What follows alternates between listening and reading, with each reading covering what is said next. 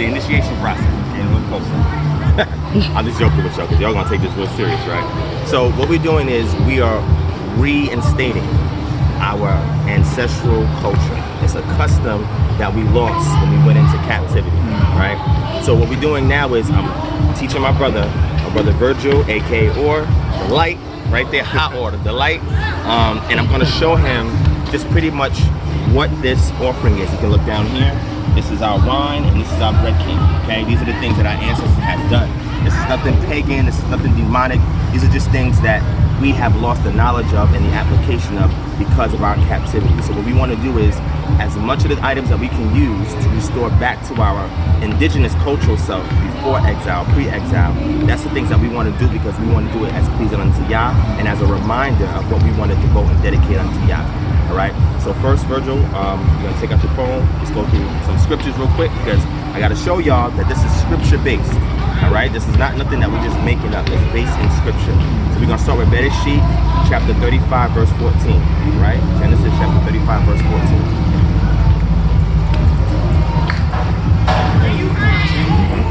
And Jacob set up a pillar in the place where he talked with him. And Jacob set up a pillar, go ahead.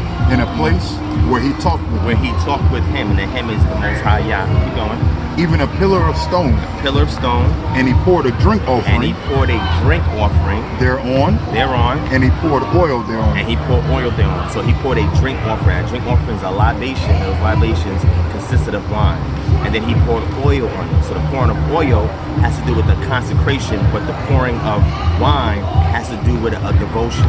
And the reason why is because it represents the blood of the individual that's being poured out. Sometimes he said the nefesh, or the soul, my soul is poured out onto you, and that's likened unto a drink offering. Okay, so in this case, we're going to do the soul pouring out as well, symbolically with the wine, to show the Most High that we want to devote and dedicate ourselves unto you. All right.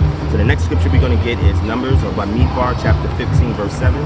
Numbers 15, verse 7. And for a drink offering, or libation, thou shalt offer the third part of a hin of wine. You shall offer a third part of the hin of wine. Well, we established that a hin is approximately anywhere between 1 and 1.5 gallons.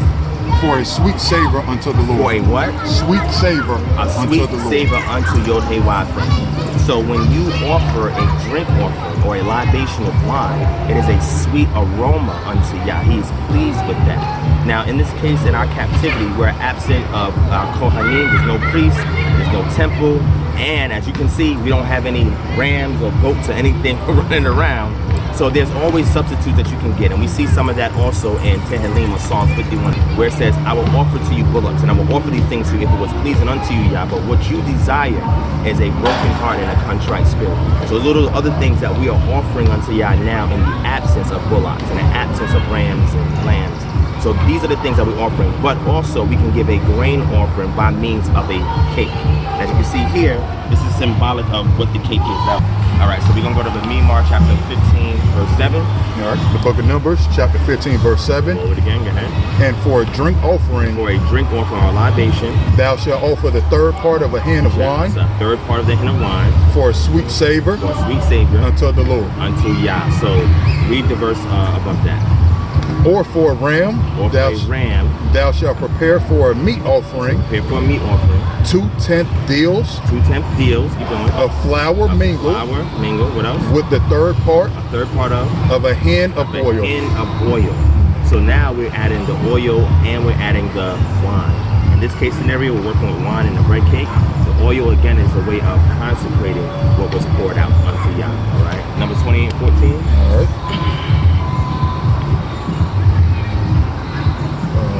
Numbers chapter 28, verse 14. Okay. And their drink offerings shall be half a hin of wine unto a bullock. That's one. And the third part of an hin unto a ram.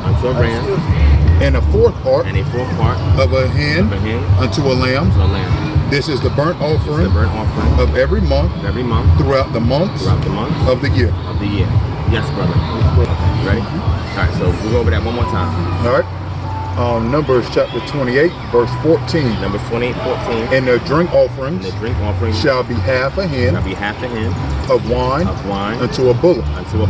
And the third part of a hin, unto a ram. And the fourth part of him, unto a lamb. This is the burnt offering of every month, throughout the month of the year. So this is something that should be done monthly, right? And like we had mentioned earlier, in the absence of bullocks, of rams, of lambs, we offer a pour out soul unto Yah. We dedicate ourselves as a sacrifice, a living sacrifice unto Yah, right? So the scriptures also talks about the cakes, the grain offerings, the Thanksgiving offerings, where you offer bread and where wine complements that. Now we're going to go into Jeremiah, and the reason why we go into the book of Jeremiah is because it gives us some more insight in regards to doing these offerings. So we saw in Bereshit that a stone pillar is set up and a place where somebody communes with Yah, has a revelation encounter with Yah, and then wine is poured and then oil is poured. Now in that case scenario, the text is not specific on how much wine we should pour, so that is up to the person who is doing the pouring. Okay? When we see more specifically in Torah, it tells us that the amount of wine that you pour is dependent upon the animal that is offered. Okay? In this case, we're going to read another element of doing this as well, because you can use the cakes, you can use the wine, you should have the oil. In the next video, when he does it, he'll have the oil with him. This was impromptu. But you also add incense. It can also be done on a rooftop, which we're about to see. And the reason why a rooftop was chosen, because everybody does not have access to a mountain. And the high places is where people believe that it's the best place to commune with your deity. So this can also be done on a rooftop, on a mountain, or a high point if you can. If not, you can do it in an area that has stones, or you can create a stone pillar yourself and do it as well. All right, so go ahead on.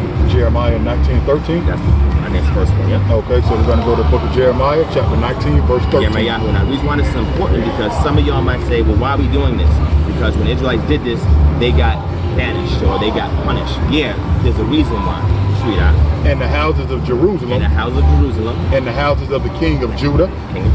Shall be defiled. Shall be what? Defiled. Defiled. Why? As the place of Tophet. Because all the houses upon whose roofs, so now we get the element of the rooftop. Go ahead. They have burned incense. They have burned incense, because again, that's part of our culture as well, and you could do that along with this ritual. Go ahead. Until all the hosts. Of heaven. And have poured. Out drink offerings. Or a libation of wine. Go ahead. Unto other gods. Unto other what? Gods. Elohim. Under deities that were not Yah. So this is why they were defiled, because they were doing these rituals to a deity that was not their patron deity that brought them out of Mitzrayim. Last verse, go to Jeremiah 44 and 19. 44 and 19, let's go. Jeremiah 44 and 19. And when we burn incense. We see incense used again. Go ahead. To the Queen of Heaven. And poured out drink offerings. And poured out a libation of wine. Unto her. Did we make her cakes to worship her? We made her what? We made her cakes to worship her. So having a cake and offering to Yah is a form of worship. Okay, keep going. And pour out drink offerings unto her. Without our men. Without what? Our men. Our men. Let's go to Tehillim, or Psalms chapter 51. Go to verse 5. Read on 5. Okay. Behold, I was shapen in iniquity. And in sin. Did my mother conceive me. This has nothing to do with the original sin doctrine. Keep going. Behold, thou desired truth. Wait, you desire what? Truth. Where? In the inward part. In the inward part, the leb, the heart, the soul of who you are. Keep going. And in the hidden part. And in the hidden part that nobody sees. Thou shalt make me to know wisdom. You should make me to know hukmah, or wisdom. Keep going. Purge me with hyssop. And thou shalt be clean. And you should be clean. Wash me. And thou shalt be whiter than snow. And I should be whiter than snow, but keep going. Make me to hear joy and gladness, that thy bones which thou hast broken may rejoice. Keep going. Hide thy face from my sins. There you go. And blot out all mine iniquities. Yes. Create in me a clean heart, O God, and renew a right spirit within me. Yes. Cast me not away from thy presence, and take not thy Holy Spirit from me. Keep going. Restore unto me the joy of that salvation, and uphold me with thy free spirit. Keep going. Then will I teach transgressors, thy ways, and sinners shall be converted unto thee. Keep going. Deliver me from blood guiltiness, O God, thou God of my salvation. Keep going. And my tongue shall sing aloud of thy righteousness. O Lord, open thou my lips, and my mouth shall show forth thy praise. Hold on. Open my lip, and my mouth shall show forth your praises. Keep going. For thou desires not sacrifice. Wait, you desire what? Not sacrifice. You desire what? Not sacrifice. Not sacrifice, but keep going. Else would I give it. I'll just give it to you. Thou delightest not in burnt offerings. Not in what? Burnt offerings. Keep going. The sacrifices of Yah are broken. The sacrifices of Yah are what? A broken spirit. A broken spirit. A broken and contrite heart. A broken and contrite heart. Oh Yah. Oh Yah. Thou will not despise. You will not hate. Now, we're going to stop right there. So now we see that an alternative to bullocks, alternative to lambs and to rams, is for you to offer yourself and means of a broken heart and a humble spirit. And that's what we want to give to Yah on today. And not only do we want to give that unto Yah, which we should give every day, this dedication or this ritual should be done once a month to remind us, same way that we have our fringes on, is to remind us of our dedication, our devotion to not only Torah, but also to our own inward part, not just the letter of the law, but the soul and the spirit, giving it back unto Yah. So now what we're going to do today, we're going to open this wine real quick, and my brother Or right here, he's going to profess unto Yah. It doesn't have to be anything personal, but something that he wants to dedicate or devote unto Yah. Unto Yah. So it could be a job that you want Yah to consecrate to bless. It could be Yah every twice a week I want to do this and devote this unto you. It could be Yah, this is what I need in my life. Yah, I want to offer myself in this way to you. Open up ministry so I can serve your people, or teach me new revelations in regards to your Torah when I read it. So he's going to offer something unto Yah, a devotion or a dedication unto Yah, and we're going to symbolize it with the bread and with the wine. Okay, Yah, I'm going to offer myself so that I can receive your wisdom to help advance and further our people when we return back to your kingdom. Hallelujah. Yah, I want to offer unto you more of myself, parts of me that I have not devoted unto you, Yah. I want to give you access, Yah, unrestricted access, Yah, to the parts of the inward parts of me, Yah, that no one has seen. Cleanse it, Yah. Take it, Yah, and use it for your will and the betterment of your kingdom. Hallelujah. So with that, we're going to offer up our wine. So you're going to pour out about this much. All right? You can pour it out. We're going to come around this way. I don't want it to fall out.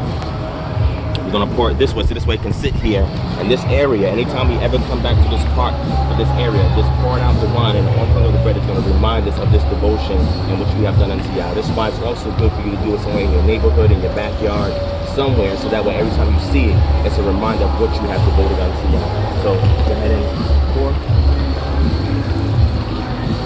A little bit more. Hallelujah. Hallelujah.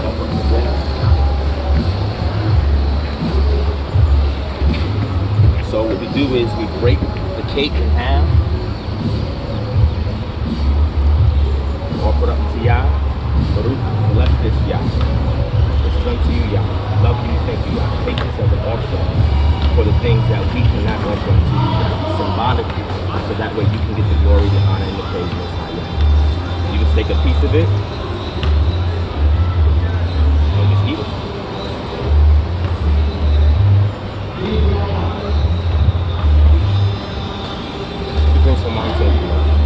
I don't know, you driving? Yeah. Don't OD, just take a Right, just take a very small swig.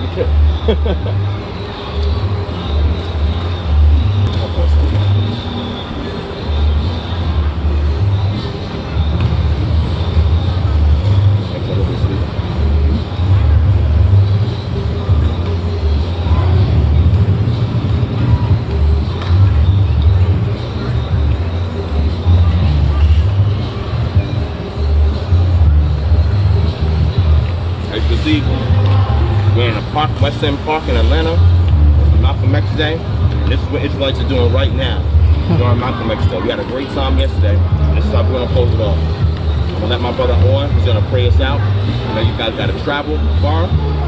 Hopefully this is the essence of what we performed today. You can take back with them and perform it, not only amongst him and his future Isha, but also your family members and friends. You can teach this to everybody else. This is something that we do in KHF, so I just want to make sure he's doing it right. All right, so let's move. Pray us out.